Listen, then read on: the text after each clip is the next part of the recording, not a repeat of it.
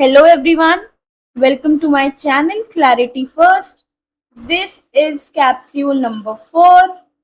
Today we are going to understand about the amendment of the constitution, right? This is there in your class 11th book of Indian Constitution at work. It is the chapter is named as Constitution as a Living Document, right? Okay. So, let us begin. Can the Constitution of India be changed? See, I want you to think. I want you to brainstorm things. So, let's have it that way. So, just think about it. Do you think that the Constitution of India can be changed? Think about it. I'm waiting for you. So, yes. Answer is yes. The Constitution of India can be changed. Okay. So, like, why? Why is there any need to change the Indian Constitution? क्यों करना है change? इतना अच्छा constitution बनाया है हमारे constitution makers ने, तो हमें क्यों करना है कॉन्स्टिट्यूशन को change? See, it can be changed to adapt to the changing needs of the nation. As a nation, we are evolving. It has been 80 years of independence, right? So, there are going to be needs, different needs, जो उस time पर नहीं होंगी जब संविधान बना होगा, जब हमारा कॉन्स्टिट्यूशन बना होगा. उन नीड्स को अडेप्ट करने के लिए हमारा कॉन्स्टिट्यूशन हम चेंज कर सकते हैं. Let's take an example. Do you know about Right to Education Act, in which the state endeavors to provide free education to children of 6 to 14 years? ये एक्ट आया है, राइट? इसको एक्ट को हमने कहां से लाया है? See, there is 86th Constitutional Amendment Act of 2002. The Act of Right to Education derives its authority from this 86th Constitutional Amendment Act. 86वां संवैधानिक संशोधन किया गया हमारे संविधान में, जिससे हम राइट टू एजुकेशन को लेकर आए. मे बी जब संविधान बना था, जब कॉन्स्टिट्यूशन बना था, उस टाइम पर स्टेट के पास, सरकार के पास इतनी फैसिलिटीज, इतने फंड्स नहीं थे कि वो एजुकेशन को इस तरह से ला सकते थे. Free and compulsory education to children of 6 to 14 years, right? It was not an easy thing to implement. Now that we have certain funds, तो हमने राइट टू एजुकेशन एक्ट लाया. हमने 86th कॉन्स्टिट्यूशनल अमेंडमेंट एक्ट किया, right to education को एक fundamental right बनाया. You know what are fundamental rights? I hope you know about it. So, this was one of the most important constitutional amendments that have taken place. Let's take 1-2 examples more. There was 73rd and 74th constitutional amendment. About what? Local government bodies. Right? So, this is what it is. ठीक है? अब देखो. If Parliament can amend the Constitution, can it change anything it wants? तो क्या कुछ भी change कर देंगे? There is something called right to equality. Article 14. है ना। तो क्या अगर पार्लियामेंट चाहे तो ये आर्टिकल 14 को रिमूव कर सकती है कि नहीं, हमें सबको इक्वली ट्रीट नहीं करना, we don't want to treat everyone equally, we will treat as we want. Think about it guys, क्या मतलब कुछ भी चेंज कर लेंगे? Anything we would change? So for that there are certain limitations, कुछ limitations हैं, कुछ लिमिटेशंस हैं संविधान में चेंजेस करने के लिए, हमारे कॉन्स्टिट्यूशन में चेंजेस करने के लिए। there are some limitations which exist, जैसे one of which is basic structural doctrine, basic structure doctrine that, अब इसको हम थोड़ा सा डिटेल में पढ़ेंगे, बट इतना समझो, सुप्रीम कोर्ट ने कहा है कुछ इतने इंपॉर्टेंट फीचर्स हैं हमारे कॉन्स्टिट्यूशन के, mind you, features, not the provisions, features हैं, प्रोविजंस नहीं है। कुछ इतने इंपॉर्टेंट फीचर्स हैं हमारे कॉन्स्टिट्यूशन के that these can not be changed, इनको आप चेंज ही नहीं कर सकते, right?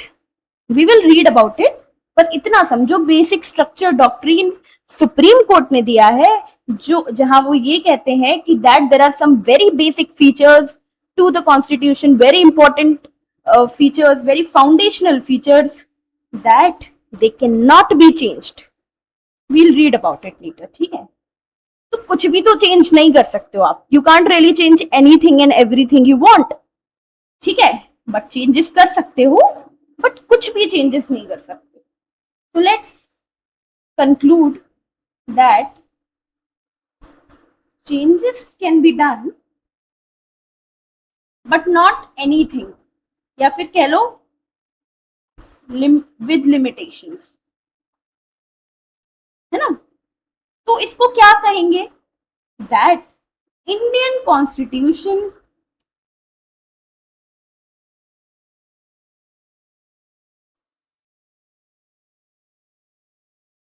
Is a blend of flexibility and rigidity, that at some places Indian constitution is so damn rigid, right? But it is also flexible in the sense that we can adapt to the changing needs, right? Okay, all right. So what does a change involve, है ना? We are saying कि हम संविधान को, हमारे constitution को हम change कर सकते हैं, बट कैसे कर सकते हैं? You can add a provision, you can remove a provision, you can change an existing provision. For an example, there is a provision which says x, y, z. इसमें से y component हटा के I can add component A. This is what changing an existing provision means. And modifying the way a constitutional provision operates. ठीक है? This is what it is. You don't need to get into much detail. अब समझो एक important बात, हमने बात करी कि हम अपने कॉन्स्टिट्यूशन को अमेंड कर सकते हैं. We can amend our constitution in 3 ways. ठीक है? There is something called Article 368. ठीक है? This Article 368 is all about the amendment of the Constitution, but this is not the only article which deals with the amendment. बात ये समझो कि ये अकेला आर्टिकल नहीं है जिसमें अमेंडमेंट के बारे में सब कुछ है, या जिसकी वजह से सिर्फ हम कॉन्स्टिट्यूशन में अमेंडमेंट कर सकते हैं. There are some other articles as well. ठीक है? उसमें मेंशन्ड होगा बाय लॉ.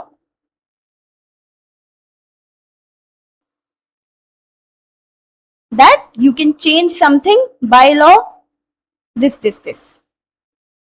मतलब this will deal with simple majority wherever you find. See, I read the bare act of the constitution, तो उसमें काफी सारी जगहों पर by law लिखा हुआ है. ठीक है? The word bylaw means simple majority. अब आप कहोगे यार what is this simple majority, I will tell you what it is, you don't need to worry about it. बस इतना समझो कि जहां पर भी बाय लॉ है that is simple majority. Whenever you are changing something with simple majority it is not under article 368. Article 368 में नहीं आता है वो. ठीक है, तो आर्टिकल 368 में कुछ प्रोसीजर होगा, से procedure whatever XYZ, and there is one procedure that is by simple majority ki there are some places where you can change the constitution just by simple majority. ठीक है, there is article 2, article 3. I don't want to confuse you with the articles, but if you want to know, article 2 है, article 3 है, schedule 5 and 6 है. ठीक है, schedules हैं. उसके बाद देर इज आर्टिकल 124. पता है, it is a very important article which talks about the composition and everything of the supreme court. तो आप सिंपल मेजोरिटी से नंबर ऑफ जजेस इन द सुप्रीम कोर्ट भी चेंज कर सकते हो. Can you believe it? कि मतलब मैं सिंपल मेजोरिटी से parliament, for an example parliament में कोई बिल पास हुआ कि हमें नंबर ऑफ जजेस को इंक्रीज करना है से. ठीक है, we have to increase the number of जजेस. So it can be passed by simple majority, and I am telling you simple majority is the easiest process or say whatever easiest procedure to change or amend anything in the constitution. ठीक है, तो समझते हैं क्या है. Okay, all right. Procedure of amendment outside article 368. ठीक है, मैंने आपको बताया 3 वेज में हम चेंज करते हैं. 2 वेज तो मेंशन्ड है आर्टिकल 368 में, and there is one way that is by law, that is simple majority, जिस जो वेरियस आर्टिकल्स में मेंशन्ड है, जहां पर ये फ्रेज मेंशन्ड होगा बाय लॉ. ठीक है, बेयर एक्ट अगर आप कभी भी पढ़ोगे तो आर्टिकल 2 को पढ़ना, आर्टिकल 3 को पढ़ना, आर्टिकल 124 को पढ़ना. There is going to be this phrase. Okay, fine. So method 1 by simple majority outside article 368. okay, article 368 के बाहर है simple majority. some provisions can be changed by simple majority of parliament just like an ordinary law. examples क्या है? admission and establishment of state, this is article 2, this is article 2. ठीक है, alteration of these states, legislative councils and all of this. ठीक है, तो इन चीजों में हम सिंपल मेजोरिटी से चेंज कर सकते हैं. What is simple majority? So it is majority of present and voting.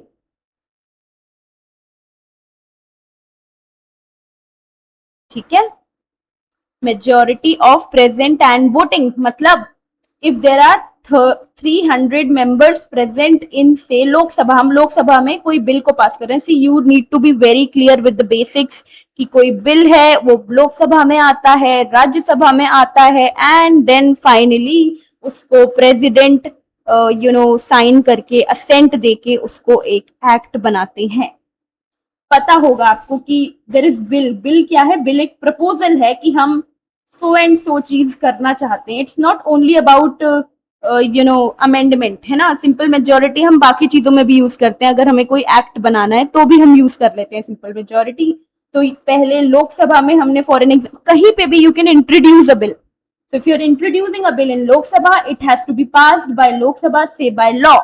By law मतलब simple majority से हम पास करेंगे. फिर there is going to be Rajya Sabha and finally President का assent.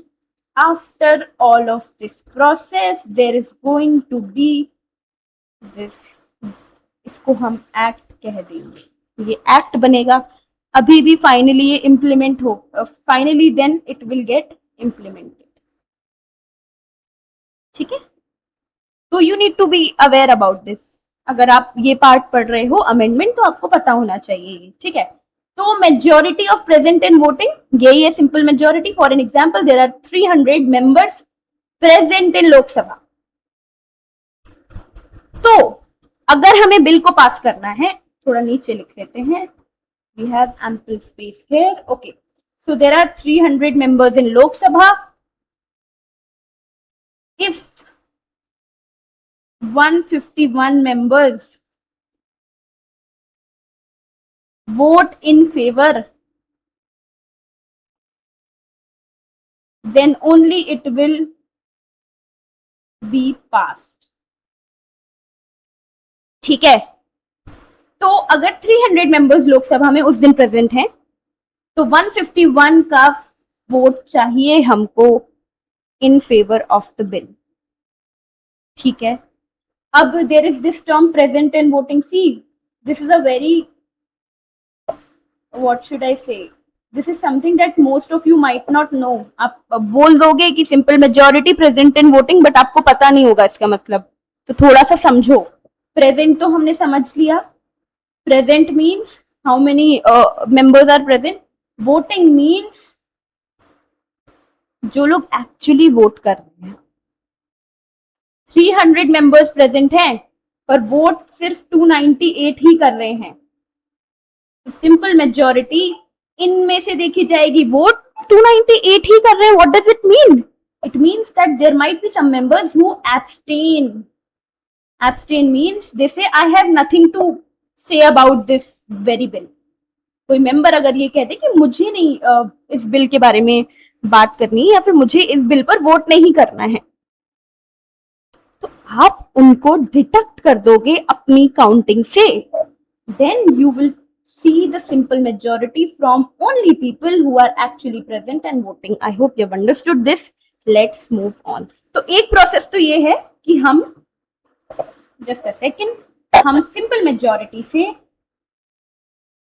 कुछ चीजों को अमेंड कर सकते हैं. मैंने आपको बोला article 2, article 3, schedule 5, schedule 6, then the Supreme Court example also I gave you, right? Now there is something called procedure of amendment under Article 368. I've told you that there are two ways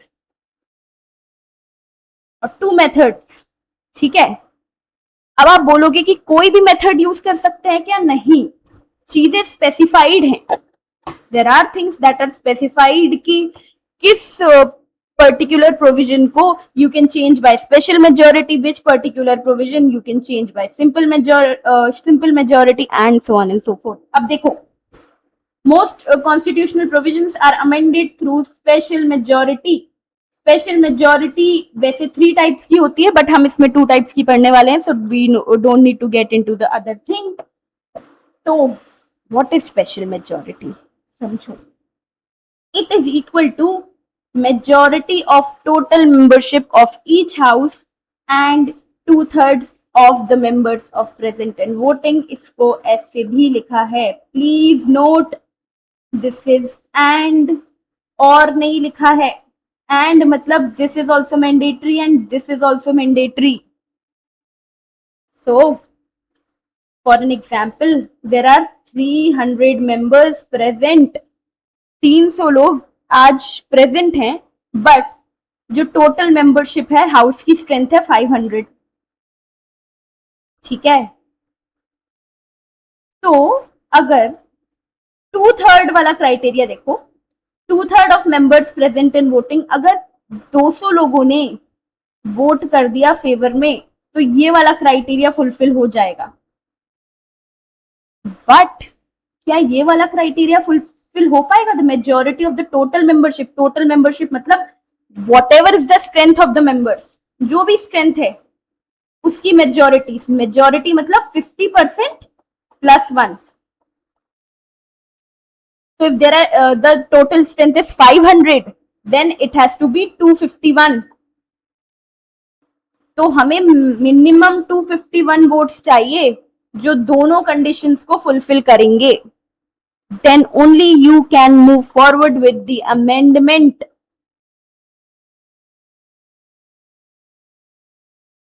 Okay, ठीक है. तभी आप amend कर पाओगे. Otherwise you will not be able to amend. Right? I hope you have understood this. This majority applies to fundamental rights. Fundamental rights. Right? Fundamental rights को अगर amend करना है तो हमें पहले चाहिए the majority of the members. अब यहाँ प्रेजेंट इन वोटिंग नहीं है कि आज कितने प्रेजेंट है, डजंट रियली मैटर। फर्स्ट जो मेथड का जो फर्स्ट कंपोनेंट है, just a second, the first component majority of total membership, मतलब जो भी टोटल मेंबरशिप है एक हाउस की उसकी majority that is 50% plus 1, it doesn't really matter how many are present. Second condition में प्रेजेंट इन वोटिंग है which says that 2/3 of present in voting. तो अगर 500 मेंबरशिप है एक हाउस की, इवन इफ 300 आर प्रेजेंट, तो सेकेंड क्राइटेरिया फुलफिल करने के लिए यू आर फाइन विथ 200 का वोटिंग फेवर में वोटिंग। बट ये फर्स्ट क्राइटेरिया को फुलफिल करने के लिए you need 251। I hope you understood this, ठीक है। तो ये तो एक मेथड है, ऑल राइट। नाउ ये ना आपने पढ़ा ना simple majority which is outside article 368 but also procedure to amend the constitution. तो जो सिंपल मेजॉरिटी है ये क्या बताती है आपको कि यार there is something, there is a flexibility involve, है ना, थोड़ी सी फ्लेक्सिबिलिटी तो है। There is a flexibility involved when it comes to amendment of the constitution, but when you read about the special majority, the method one of article under article 368, you realize यार थोड़ी बहुत rigidity भी है। It's not that कि amendments हो सकते हैं, बहुत आसानी से amendments हो सकते हैं। अब थोड़ी सी और rigidity देखनी है, let's come to method 2। हमने 368 में दो वेव्स की बात करी थी, that there are two waves. Article 368 में there are two waves, one was method one जो हमने पढ़ लिया, जिसके हमने दो कंपोनेंट्स के बारे में पढ़ा, बोथ आर मैंडेटरी, उसमें बीच में प्लस है, that means it is and, ठीक है। अब पढ़े method two of article 368। All right, let's come to it. Some provisions are considered so important to the federal structure. What is federalism? क्या होता है? एक easy language में थोड़ा सा just brainstorm. Pause the video right now and brainstorm about it. You might think कि आपको पता है, but उसको words में लाओ अपने mind में. All right, so let me tell you. I hope you have paused the video and thought of it. All right. So federal structure है जहां पे टू और मोर फॉर्म्स ऑफ गवर्नमेंट इन्वॉल्व है, टू और मोर गवर्नमेंट इन्वॉल्व है, forms of government नहीं, sorry, दो या दो से ज्यादा गवर्नमेंट इन्वॉल्व है, that is federal structure. All right, तो अगर कुछ कंपोनेंट्स, कुछ पार्ट्स हैं जो फेडरल स्ट्रक्चर को इम्पैक्ट कर रहे हैं, तो उनको अमेंड करने के लिए पार्लियामेंट तो अपना काम करेगी, बट ऑल्सो इसको हम रेफर करेंगे स्टेट्स को, उस बिल को हम रेफर करेंगे to the states. Not only refer, सुनो बात को अच्छे से। चलो एग्जाम्पल लेते हैं, कोई बिल है, this a bill, this is the bill,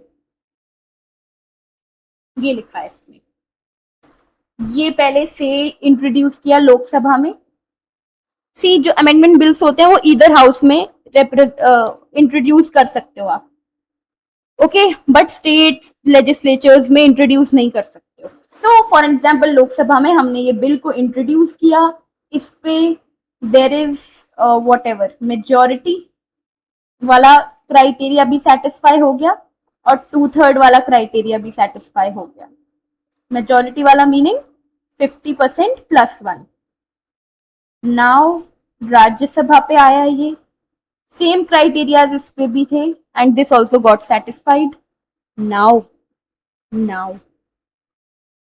it will be referred to the states.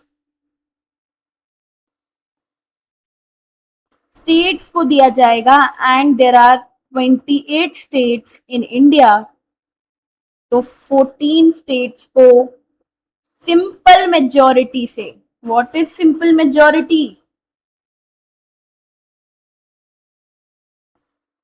50% plus one of what present and voting. यार इससे कंफ्यूज मत करना, ये वाली जो हमने मेजोरिटी पढ़ी 50% plus one of total membership है, ये प्रेजेंट एंड वोटिंग 2/3 के साथ है। I used to get so damn confused when I used to read this, so that's why I'm emphasizing a little more on it. Okay, तो 14 states अगर इसे simple majority से भी पास कर देंगी, then this bill will go for the presidential assent. And let me tell you, as per 24th Constitutional Amendment Act, president को assent देना ही पड़ता है to the constitutional amendment bills. Yes, okay. तो आप लोग ने समझ लिए तीनों प्रोसेस, तीनों प्रोसीजर्स। एग्जाम्पल्स देख लो, इसमें क्या होता है। इलेक्शन करना है अगर हमें प्रेसिडेंट का, तो उसका एक प्रोसेस होता है, ठीक है। उसको आपको पता होना चाहिए that it is PR and STV, that is proportional representation by single transferable vote. So इस इलेक्शन का कोई भी प्रोविजन अगर हमें चेंज करना है, तो बिल को पहले हम पास करेंगे in the what ever house जो जिसमें भी इंट्रोड्यूस हुआ है, just a second, then we'll pass it through the second house, then it will be referred to the states. ये एग्जाम्पल्स किसके हैं? मेथड 2 के। मेथड 2 क्या है? Which is method 1 plus state ratification, मतलब 50% ऑफ स्टेट्स को सिंपल मेजोरिटी से इस बिल को पास करना पड़ेगा, that is what it means, ठीक है। तो method 2 is for federal structure, federal provisions के लिए है। प्रेसिडेंट के इलेक्शन में I hope you know this, states भी इन्वॉल्व होती है, स्टेट के legislatures are involve in it, okay, alright. So second is distribution of legislative powers between this. What is this? What is this? This is nothing but schedule 7, is it? Okay, representation of states in parliament. Parliament meaning Lok Sabha and Rajya Sabha. अभी I think जैसे delimitation bill आता है, okay, I think I don't know whether I should discuss, but थोड़ा सा discuss कर लेते हैं। If there is delimitation bill, तो डिलिमिटेशन बिल 2 काम करता है, थोड़ा सा जान लो इसके बारे में। अगर आपने पहले के चैप्टर्स पढ़े हैं तो you might be knowing about it. तो 2 काम करता है, या तो रीड्रॉ करेगा बाउंड्रीज को,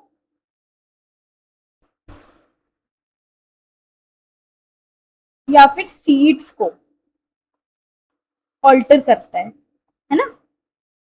तो अगर कोई डिलिमिटेशन बिल इसके बारे में बात करेगा ना कि हमें सीट्स को भी ऑल्टर करना है, for an example state A को हम दे रहे थे 10 seats, now we want to give it 11 seats, B को हम व्हाटएवर 11 दे रहे थे, नाउ वी वांट टू गिव इट विद 10 सीट्स। इसके लिए you will need method 2 for the amendment, ठीक है। आर्टिकल 368 इटसेल्फ, अगर पार्लियामेंट ने मेथड 2 को ही अमेंड कर दिया तो कि भाई नहीं चाहिए हमें state ratification, we don't want any kind of state ratification, इसीलिए आर्टिकल 368 को आप कुछ भी करोगे, टच भी करोगे, तो आपको स्टेट का रैटिफिकेशन चाहिए होगा, so that you don't compromise on the powers of the state when it comes to federal provisions, ठीक है। I hope you are able to understand this. नहीं समझ आए तो दोबारा से देख लेना, I have tried my best to help you understand this, ठीक है। several provisions relating to Supreme Courts and High Courts, वही हो गया 7th schedule, okay। तो हमने पहले भी बात की थी, so the parliament can amend anything, no, there is something called Keshwananda Bharti case versus state of Kerala. In 1973, Supreme Court held that Parliament can amend the constitution including the fundamental rights. उस time पे fundamental rights को लेके बड़ा controversy थी कि हमें कैसे amend करना चाहिए, क्या कोई भी फंडामेंटल राइट को अमेंड कर सकते हैं, एंड ऑल ऑफ दिस। तो सुप्रीम कोर्ट ने कहा that Parliament can amend the Constitution including the fundamental rights, but it cannot alter or destroy the Constitution based on the basic structure. Sorry, it cannot alter or destroy the Constitution's basic structure. What is basic structure? क्या है basic structure? Basic structure is the core of the Constitution. यार please इस बात को समझना कि Constitution का कोई प्रोविजन की बात नहीं हो रही है, इस पर्टिकुलर प्रोविजन को नहीं चेंज कर सकते. सुप्रीम कोर्ट ऐसे कुछ भी नहीं बोल रहा है. Supreme Court says, in fact, our honorable Supreme Court says that you cannot amend the basic structure, the very basic core, foundational aspects of the Constitution that are so important to the Constitution that its very existence depends on it. ठीक है. Core है constitution का यार. यही तो constitution makers ने envision किया होगा कि यार this is something that this has to be there in the constitution no matter what. तो अगर कोई अगर सुप्रीम कोर्ट बोलता है that federalism is the basic structure of the constitution, meaning जो प्रोविजंस हैं फेडरलिज्म से रिलेटेड उसको आप ज्यादा अमेंड नहीं कर सकते. या फिर जो एक्चुअली फेडरलिज्म को there is a provision which has complete this form of federalism, you can't really amend that. So Supreme Court is not telling you कि कौन सा provision आप amend कर सकते हो कि नहीं कर सकते. वो आपको एक ideal बताएगा, वो आपको एक idea बताएंगे that this is the idea that our constitution makers have thought of and this is something that you can't change, you can't amend in the constitution. Let's see a few whatever examples. Supreme court ने कहा कि आप basic structure को change नहीं कर सकते हो. What is basic structure? Government ने पूछा यार कि है क्या बेसिक स्ट्रक्चर. सुप्रीम कोर्ट ने कहा हम आपको केस टू केस बेसिस पे बताएंगे that what is basic structure. We are not going to tell you now but we are going to tell you on case to case basis, right? So this is supremacy of the constitution, rule of law, judicial review, separation of powers, federalism, secularism, democracy, republican form of government. I hope you know this. Dignity and liberty of individual, free and fair elections, independence of judiciary, right? So this is the basic structure of the constitution. You can't really amend any provision which contains these very features of the constitution. ठीक है. So amendment gives the constitution flexibility. The basic structure doctrine ensures that this flexibility does not become destruction. Destruct ना कर दे हमारे constitution के very core को, right? So yeah, basic structure is nothing but the core of the constitution. I hope you've understood this, and yeah, see you all in the next capsule. Take care. Bye bye. Study well.